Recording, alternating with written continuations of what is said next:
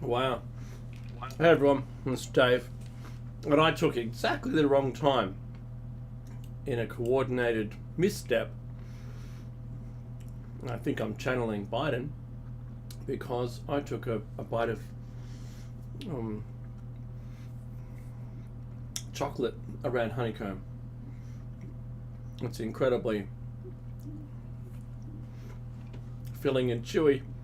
Oh, what a big mistake. Okay, well, I'm going to push forward. First of all, I'm going to say good morning to you in the US, Eastern. Good morning, 7 a.m. It's probably time to get up. If not, at least start your day gradually with a nice cup of coffee. That's what you do. That's the best way to do it. But if you're not a coffee person, maybe a nice cup of tea. If you like apple juice or something like that, do that. Whatever it is instead. If you're a Red Bull drinker or what other power drinks you like, have one of those. Just be kind and nice. Use today to do that. All right, I'm going to start with that. Next, as you know, I'm Dave from Shiny Side Out. Been on the station 13th year. I was in some roundtables in the first year of the station, and This Blue Monkey, a Mad Painter, some of those classic roundtables we used to have with Robert Pepino, I think it was, Tones, Mad Painter. I remember doing a show, which you'll find on YouTube actually, Bernie Mendez. So I woke up and decided to listen to the station. I don't know what time it was. Some crazy time. Like, maybe it was the time that our Shiny Side Out starts, right? And I was been listening to it for an hour, and I think Tones had the show. And I was chatting to Tones, and I said, hey, this Bernie's pretty cool. Do you think you'll hang around and I can do a show with him? Because I'll ask. So he did. So I did another 4 hours with him, and he'd already been on air for, I think, for 2 hours. And then when Tones woke up, he heard Bernie still on air.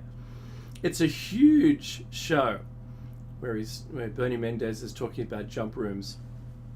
And I think Obama, I do think he talks about Obama being in the program and dragging Coke machines in through the portal, because you do it so often you just want to make sure you can immediately recognize whether you've been there before or not.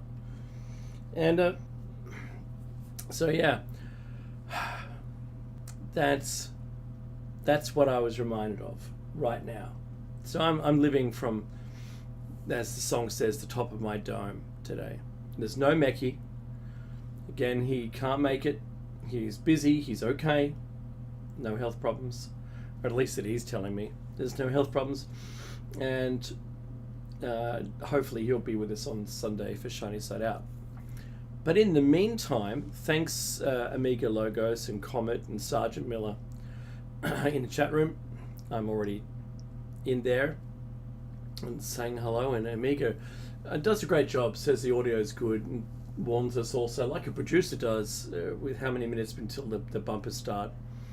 And it's like if you're in a debate and you've got 2-minute bell. And part of me, I've got so much phlegm on my lungs, it's not funny.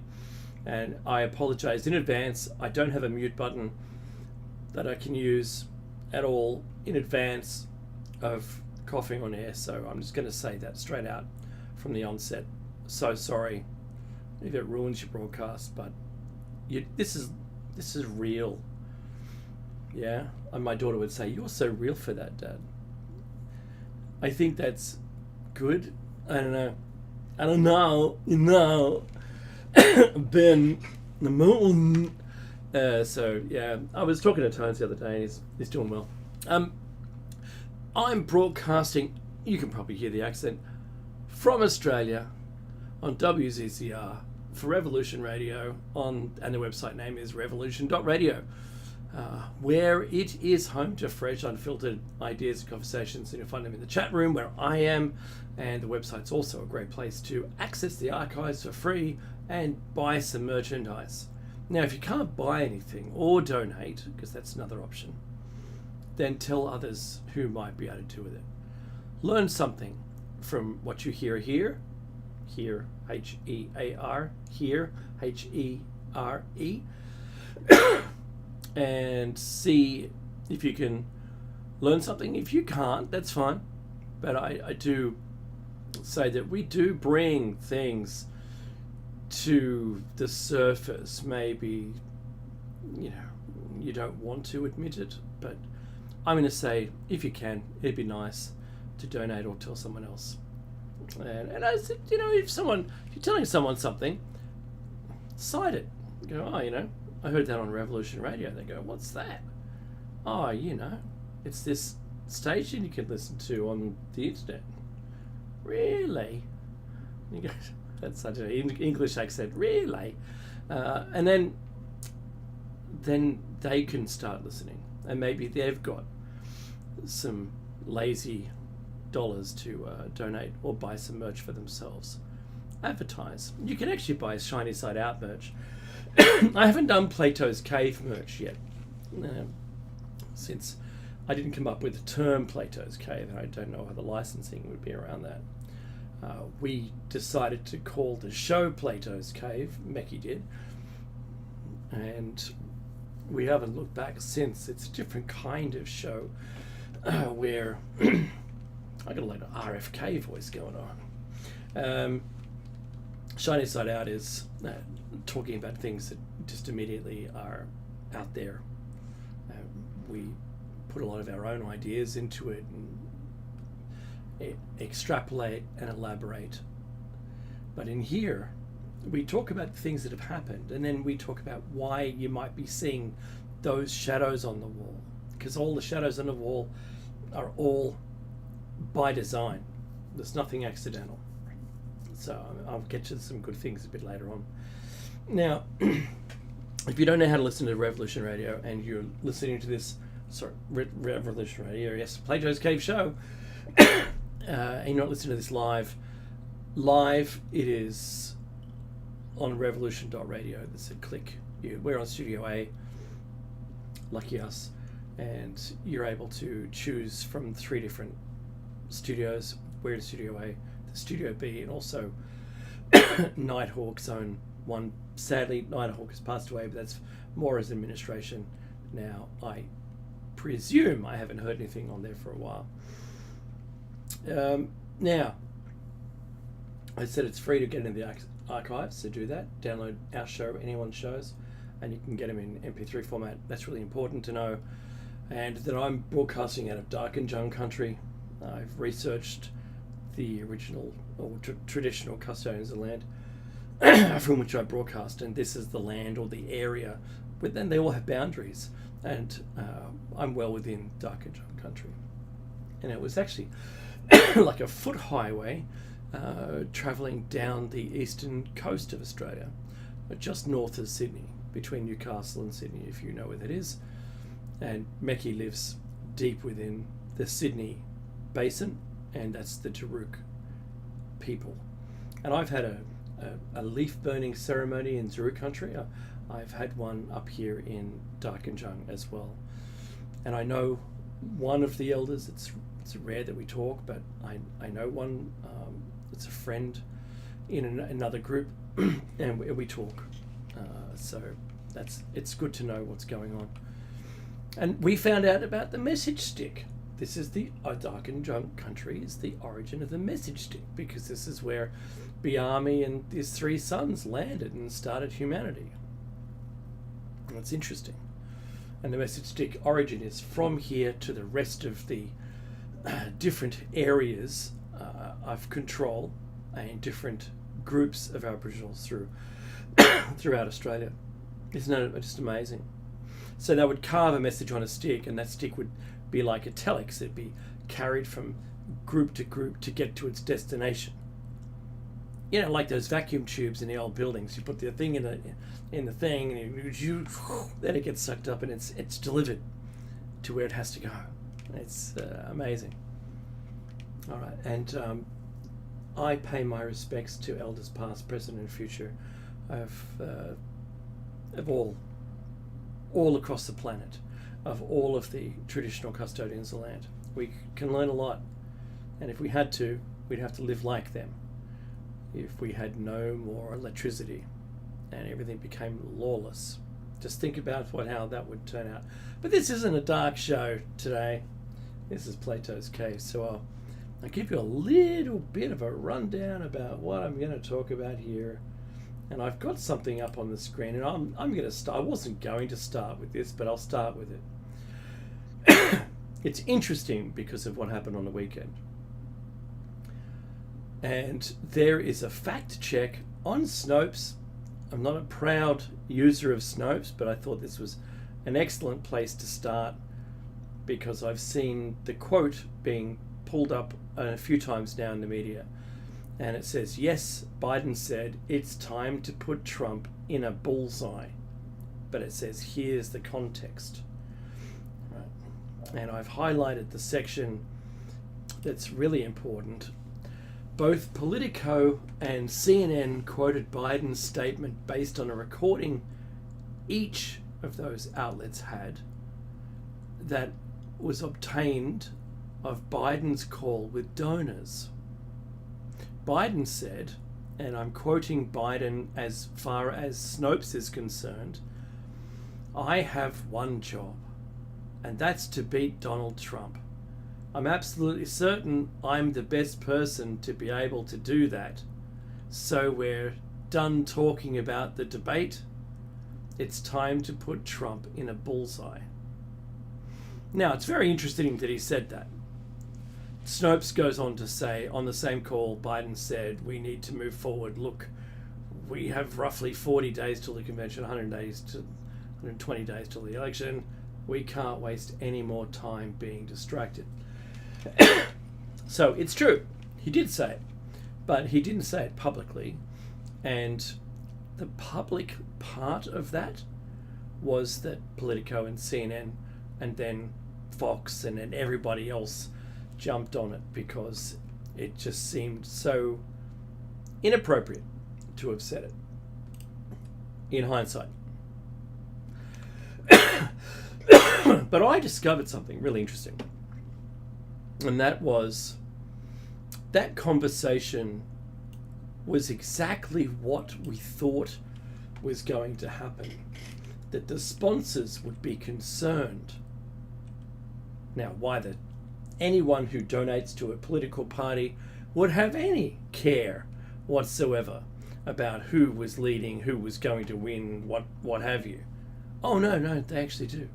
They do care. In fact, they care so much, they called Biden himself, Joe Biden, and had a conversation with him. The rest of the conversation we're not privy to. I would really like to hear that full recording. But, like I said, I don't live in America. It's okay. So, sponsors are calling. And I can only imagine the concern from the sponsors, given the debate outcome and, what are we spending all this money on? Let's just pull our funding and what have you, right? And he said, no, I'm gonna stand. I'm the best person to win. In his own mind, he's the best person to win that November election. That's what I'm presuming.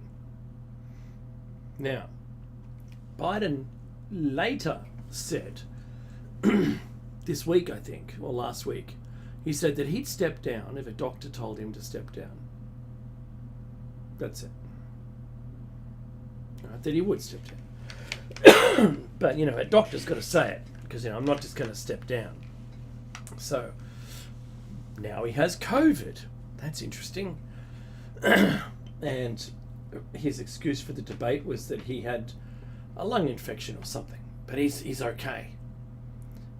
but they developed a whole bunch of brain fog. He didn't have COVID during the debate, though. Let's just put it that way. But for some reason, he's got COVID now, and that's fair. Everyone gets it from time to time. Okay, so that's those 4 points that I've mentioned so far. The sponsors, a phone call, the bullseye thing. It's hard to not see it. They called Trump out for less. In fact, they cut apart what he'd said to make it sound like he was inciting blah, blah, blah, blah on a specific January date, and tried to hang him on it. But they couldn't, because it was all, cut apart, and it wasn't what he actually said, and all his tweets were turned off, delayed by 4 hours or something from memory. And Trump had even had a telephone conversation with Pelosi saying, I'm going to have this protest there, right? So you should put some National Guard on or something. And she turned the offer down. Very interesting that should be the case. Anyway, moving on. So Biden has said that it's time to put Trump in a bullseye. I've got to ask one really serious question. Who, and I'd like the chat room to answer this question along with the listener, who knows what a sleeper agent is? I wonder. I mean, look, I'm just spitballing here. I'm not suggesting anyone's doing anything to anybody. But the term sleeper agent, or more specifically a Manchurian candidate, and that's the concept, just to let everyone know, the concept of a Manchurian candidate or sleeper agent comes from the 1959 novel of the same name by Richard Condon, which was later adapted into films. It describes an individual who has been brainwashed or programmed to carry out specific actions, often assassinations, when triggered by a certain word, phrase, or signal. Now, we're all familiar with that in films. We must be familiar with that. I know that Maxwell Smart, the TV show, played with that, and there was a movie I remember where the code word, I think it was one of those whodunit shows, it was Platinum Rosebud. That's great. You're never going to hear that phrase. It's a unique phrase that you would only hear to trigger you. Someone calls you, you pick up the phone and go, hello, and someone says Platinum Rosebud, and your instructions, you hang the phone up, I just go and do it. Now, while this is what the text says around Manchurian Candidate, while this idea has become popular in fiction and conspiracy theories, it's important to note that there is no credible evidence, of course there isn't, that such programming has been successfully implemented in reality by the CIA or any other organization. The concept largely remains in the realm of fiction and speculation. That's a very interesting phrase. In actual intelligence operations, sleeper agents are typically individuals who live ordinary lives in a target country, ready to be activated for espionage or other covert activities when needed, not needing a special code word, and they're not programmed or brainwashed.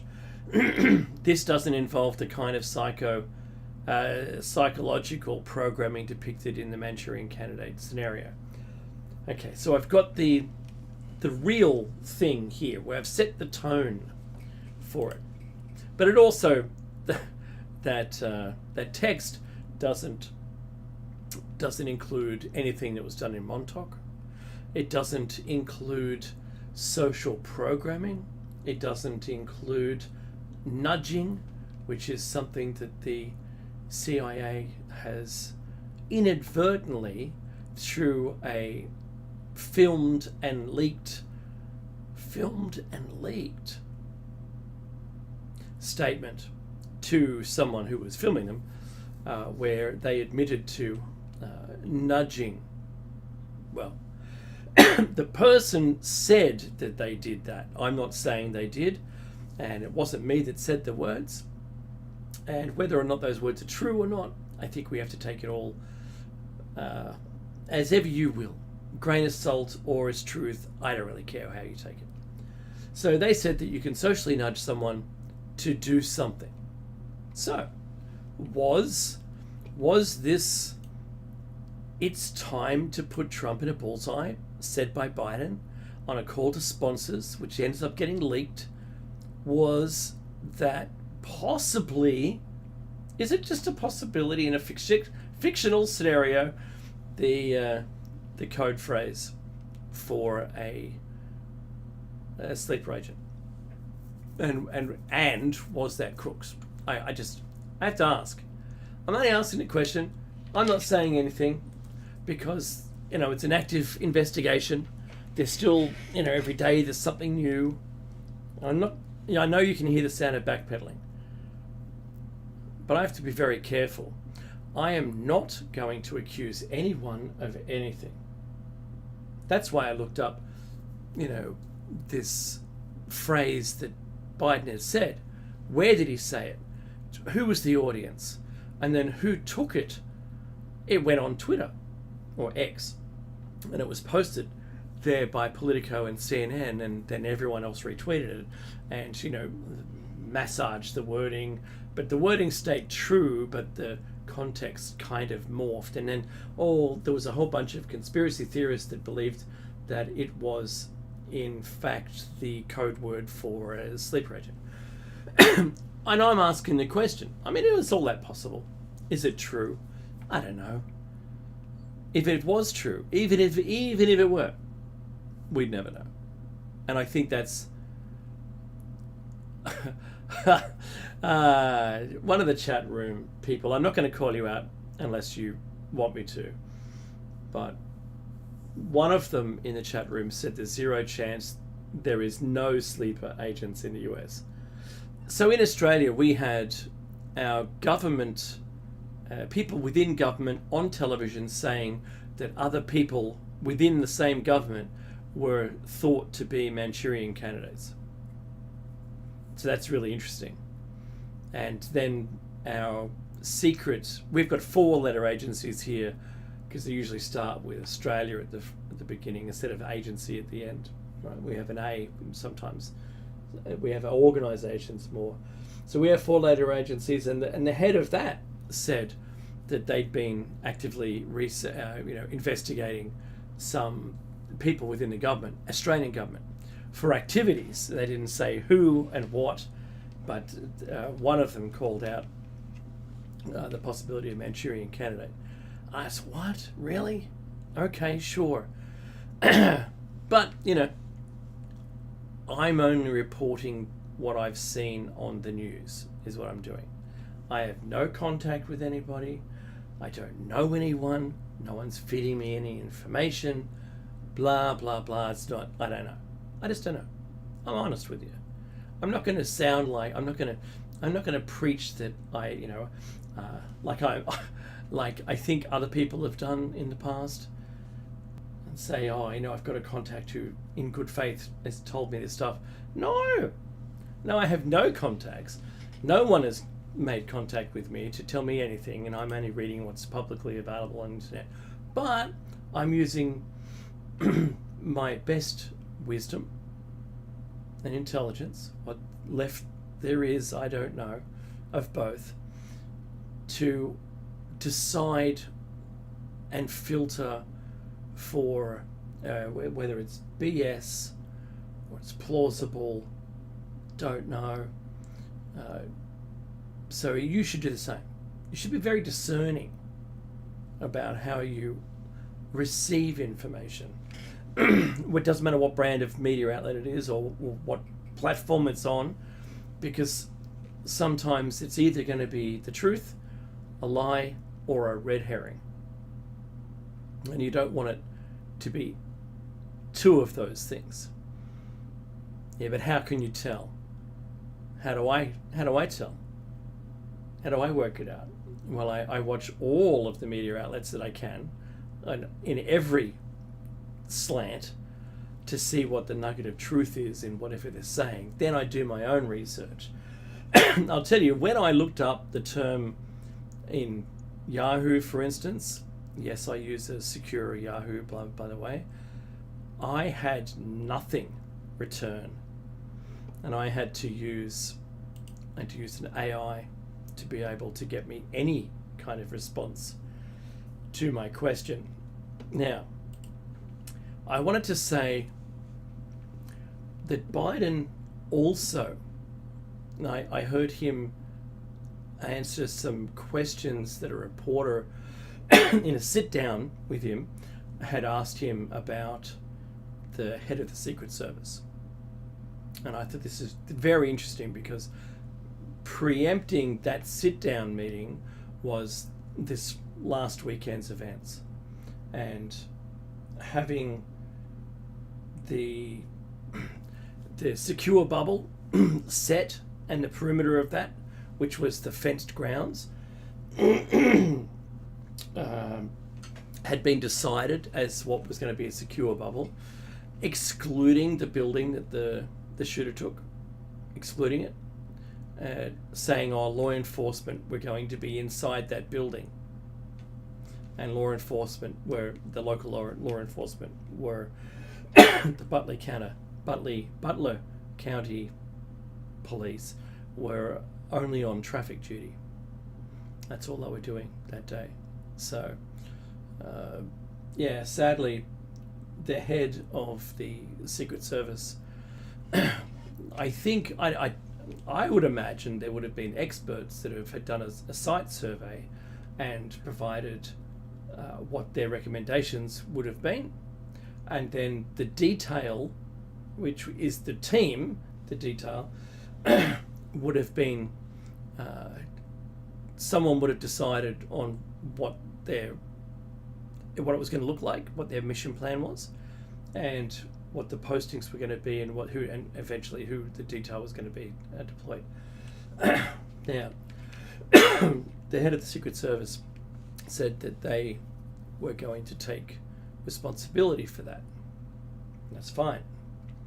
Biden came out and said in that sit-down interview that he'd had prior to the event, that he'd sat down with the head of the Secret Service and the other agencies in a full discussion about how they were going to handle security. That's really interesting. Really? And why would the president be involved in the security of that event at all? Why? So, tinfoil hat on. Make sure everyone's got it secure. No flash photography. Keep your arms inside the vehicle at all times. And turn off your reality inverters. And if you have the sunglasses from They Live, put those on. They'll help. All right. So, a crazy thought that I had. Crazy. I'm just saying it immediately. It's crazy. Is that there was a design in which the shooter, whose code word got out in time, tracked and followed, allowed. Just saying, it is truly a comedy of errors. I can't. Everyone's saying this in the media. Everyone's saying that it's a cascade of errors. So one error, and then another error, but that makes the next error twice as bad if it was on its own single. But now that there's 2 times, now there are 3, and then 4 and 5 and 6. All the problems around it are just insane. That the Secret Service team couldn't go onto that roof because it was sloped. Oh, but the sniper that took out the gunman, he was on a roof that was even more sloped. Let's do that. How is that a thing? I just don't get it.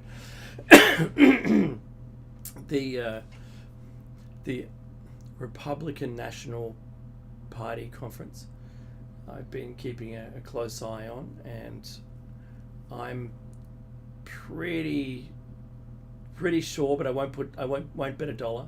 I'm pretty sure that the sinking ship, which is the Democrats, appear to have a crazy person at the helm, and who won't give it up, but would accept if a doctor's told him to step down, because that wouldn't make him look weak. And I believe that's the way they're running with it. But who are they going to get? George Clooney? I don't know. The Rock? I said if they got The Rock Johnson to run, don't even know if it's possible, but yeah, if he did, because you had Ronald Reagan, for crying out loud, just go straight actor. Who cares? So George Clooney or worse, and I like The Rock Johnson, but if he was to run, it would be difficult. While he's personally may not have a political bone in his body, could be good. The policies, well, the team will make the policies anyway. It doesn't matter. It's not the individual that makes policies. But don't we step straight into idiocracy at that point? Isn't that where we would go with a former wrestler? Does anyone see that? Wow. So, if I was a betting man, which I'm really not, I'd put $1 on Trump to win, and I wouldn't even do $1 each way. I just do $1 to win, because I think he's got it. I think that's really, really the only way forward. And if they keep quiet about Biden and don't give the press anything at all that they can use where they're slandering or bashing Biden in any conversation at all, even when forcefully prompted. So what do you think about Biden's running in the campaign? Well, he has to run his run. We're running ours. If they kept it light like that, we're in our own lanes. If they just said that even, then I would start to respect and see honor in the party that, if I was living in the US, that I would probably vote for. Does that make sense? I hope it makes sense. When you see the unity that I'm seeing within the Republican Party, and the VP, oh wow, yeah, okay, now we've got someone young. He doesn't slip his words, he doesn't slip on them or trip up on them. He does a reasonable job. He's got a good mind. He's young enough to be agile minded. I think they've got certainly some strength, and you would have to pair up Batman and Robin in the White House right now to try and beat that duo. I really think there's some strength there. Now, like I said, I don't live in the US. I have lived there. I don't live in there, and I'm not a voting member. And I would challenge everyone to make time to vote this time around, coming for this next election. Do it, because I think there's a decisive moment right there. I'm not going to say for the world. I'm saying, what I think the country needs. It needs someone who isn't a career politician. I think for the first time I would say that. The last time Mecki and I said that, we said it would be good to see someone who wasn't a career politician, keeping all the policies the same, working with inside the machine. Why? Just make the changes. Be the person like you would if you were a CEO walking into a new company and go, what are they doing? No, okay, we're going to do it this way, and it's the way it's going to run, and it's going to be better. It'll be hard maybe at first, but we'll all get used to it, and you'll see what I mean. and let's lead and make it work. So I don't know what's going to happen. I don't have a crystal ball. If anyone has a crystal ball, let me know. But it upsets me that the position that we are in around the world, being controlled by our central banks. Good on you, banksters. I'm currently unemployed. I have no money. So it's difficult nonetheless.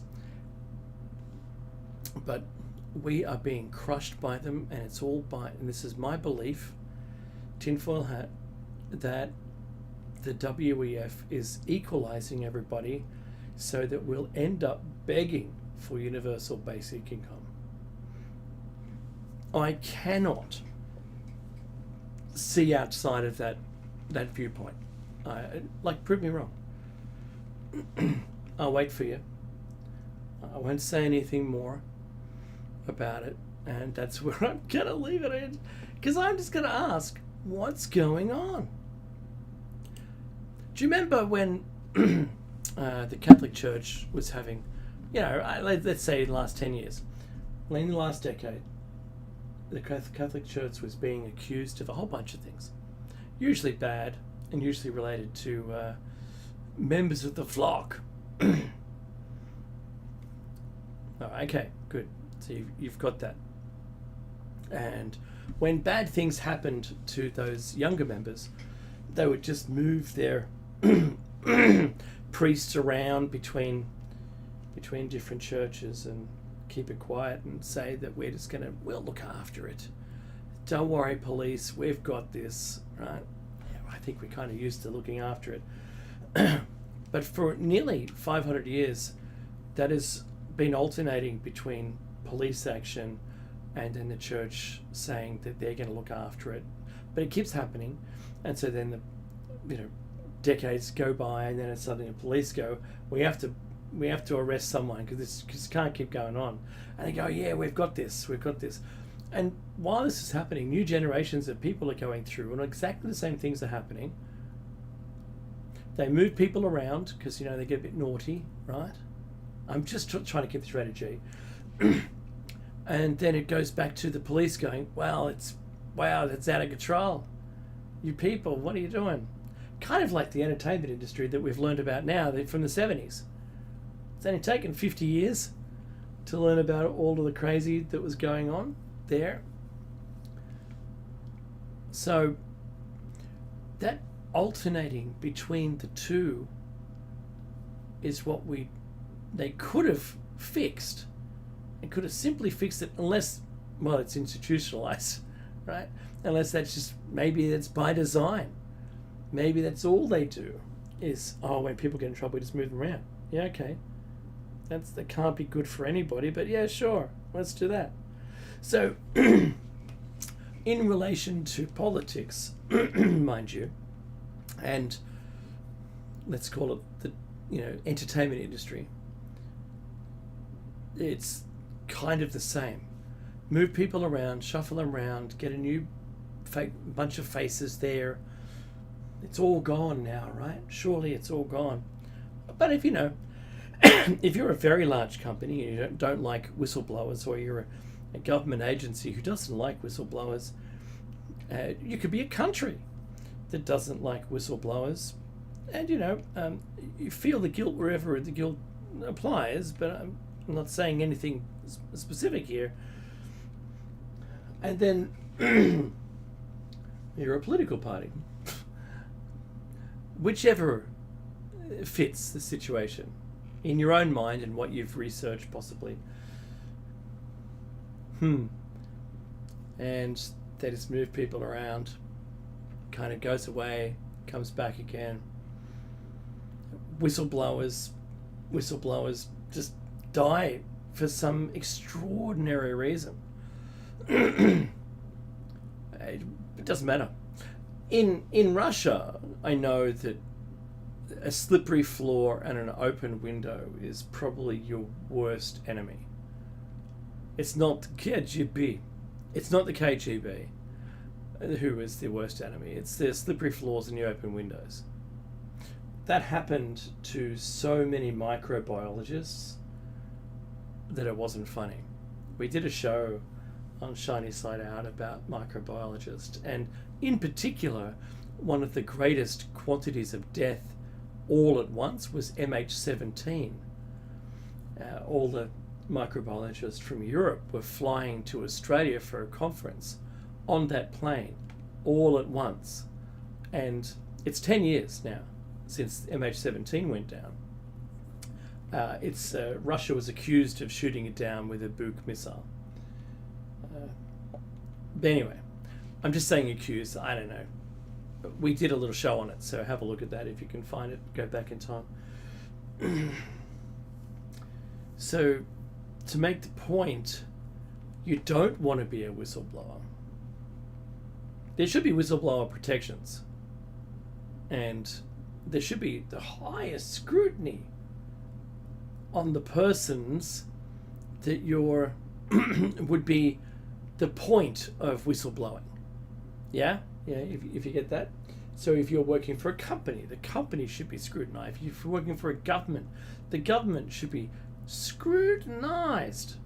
If you just happen to up and die for some reason, doesn't matter what it is, a car crash, some kind of biological incident, a heart attack, whatever, right? Or you just went missing. You shot yourself in the head with in the back of the head, maybe, with some kind of long-barreled rifle. That's really hard to do. Or maybe in the back of the head a number of times. That's not easy to achieve. But or you're kind of Epsteined, because that's a term now, I think, where you didn't commit suicide. I mean, you did commit suicide. That's what happened. All of those things. Where's the scrutiny gone? The lack of scrutiny is deafening. And that's really, really important. So those few little lines that I wrote about and I mentioned at the top of the show would have a conspiracy theorist with a board, photographs, wool, some pins, a whole bunch of things. They'd be drawing this up and putting together plot lines. I'm not. I just threw them out there because they seem very, very strange indeed. Very, very strange indeed. I saw a show today where someone had, I think it's called AI Tech or something like that. They did a pretty good job of 3D animation. They didn't get the podium right, Trump's podium right, in this reenactment of the shooting. The top-down view is being used by everybody though now. So, Trump's head pointing forward, the shot just behind the ear would have taken the back of the head off, blown his brains out of a large cavity. But because he turned just the last second to look at the huge screen with the numbers on it, from what he was talking about, then that action allowed him to survive the kill shot. While 3 shots rang out, then there was 5 others. But it's really not identified whose they were. We haven't seen the rounds that were shot off by crooks on the roof. We haven't seen the shell casings up there. He only had a 5-shot clip. So how'd he shoot 8 times? He must have changed the clip, right? Doesn't make a lick of sense that should be the way that was, apparently. So I don't hold much credibility in the simulation that I saw, other than the top-down view, which makes sense, and it lines up with what you see on the screen and what you hear in the gunshots. So yeah, and I think the other shots were the other snipers taking out the shooter. So I'm not pulling it apart too much. I'm not dissecting it. I just wanted to talk those main talking points of that. Of course, then we have the problem with the team that they deployed, their deployment of the roles that they took, and how that also seemed Is any listener familiar with HR Puff and Stuff? The TV show by Sid and Marty Krofft back in the 70s. So, where Jimmy goes over to an island, falls asleep on a boat, and the Wicked Witch draws him towards the island, and he meets HR Puff and Stuff, and all of the things on there, the talking trees and the mayor and everybody, and the whistle. He gets the flute. The policemen on that island are, I think, equivalent to the way that I saw some of the detachment looking after in the orbit around the people keeping Trump safe, as they first piled, stacks on, made sure he's covered in all of those bodies and all those protective armor they're wearing. And then as they get them off stage, that the poor lady there not being able to reholster her weapon, while she probably shouldn't have, until she was told to stand down or they got Trump to safety. I just thought, wow, really? To have it on film, I know it's only a few seconds, honestly, but to have it on film and have it played over and over again can't be good for her and her career. I feel sorry for her, to be honest. I thought there would be more training that they would have.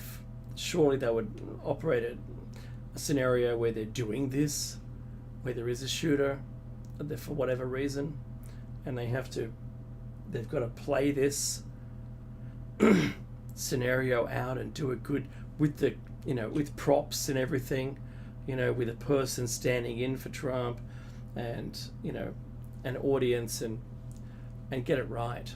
The holster was too far around to a left, so that was never going to work. And in that emergency situation, the best thing you can do is take your time, because taking your time doing something is the quickest way of doing it. Because you do it too quick, you make a mistake, you've got to do it again. So taking your time to do it the first time might take less than a second, but if you're trying to do it in half a second and you fail and you do it twice, you're going to take a second or longer. So that's much better to be calm and do it properly the first time. So yeah, this is what I'm saying. Someone breaking your life down to the millisecond, the time you accidentally put the blinkers on instead of the wipers, for instance, in a car.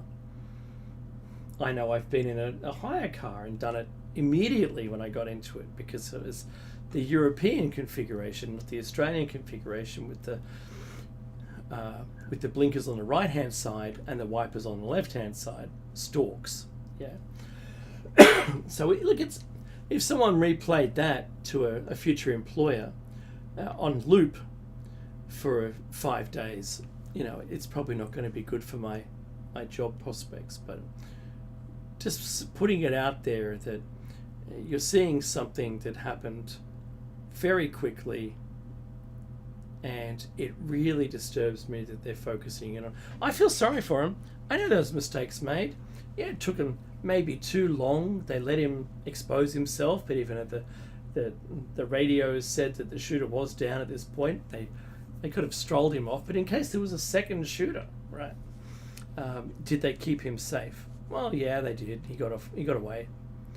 So, look, it's just really important that we level head everything that we're seeing, everything that we hear, and how we're watching this get broken down to the millisecond, and how people might not be putting the truth out as far as these simulations are concerned.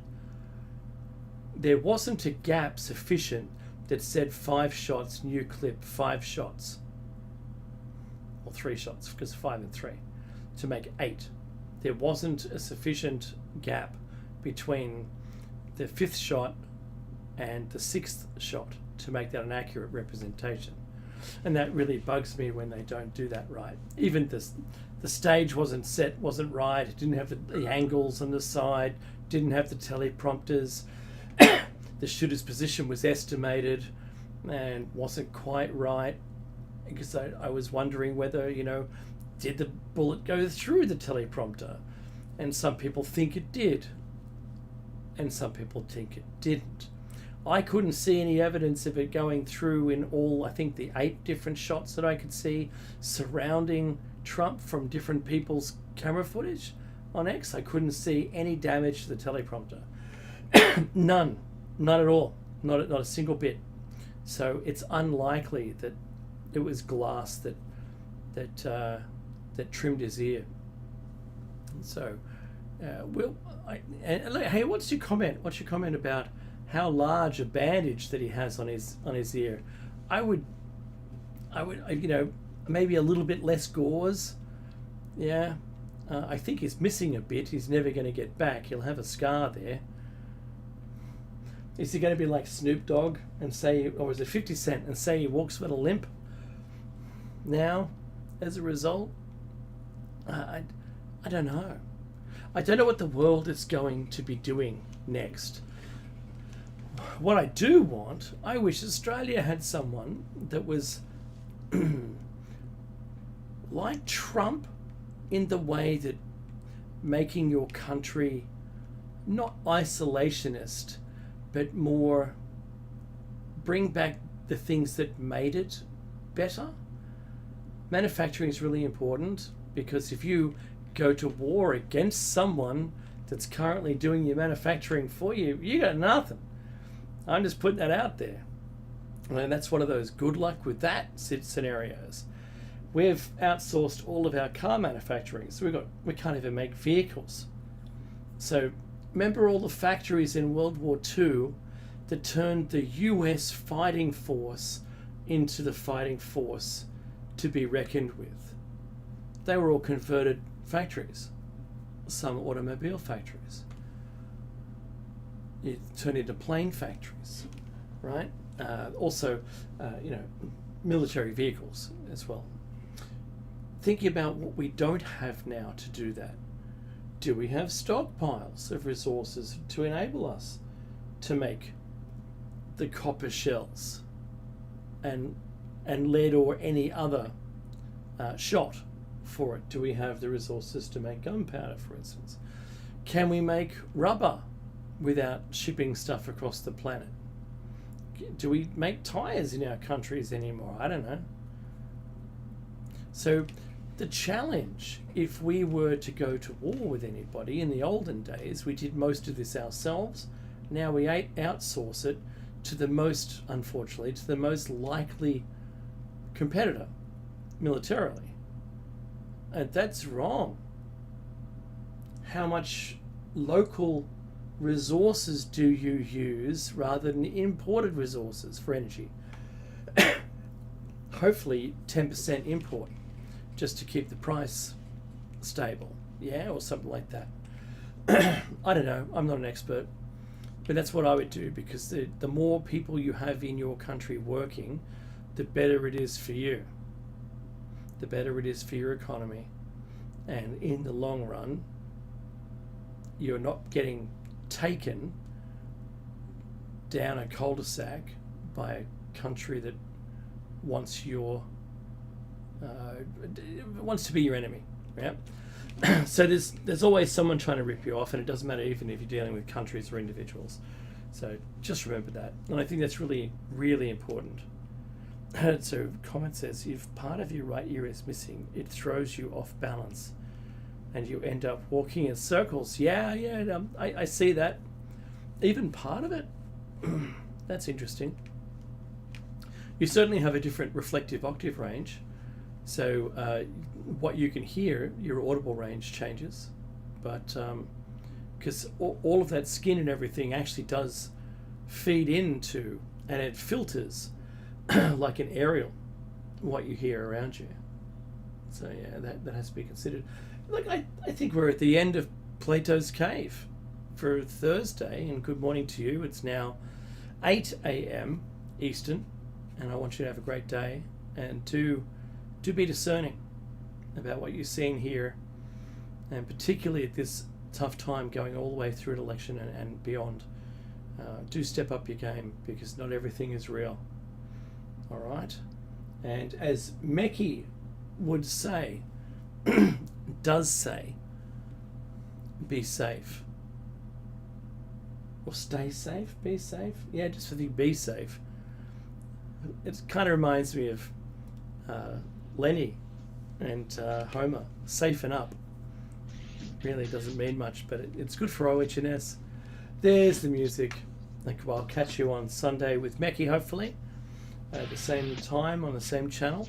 And if you're watching this on YouTube, do like, share, subscribe, and comment. Helps with the algorithm, and it does help us with getting air play. In the meantime, take care.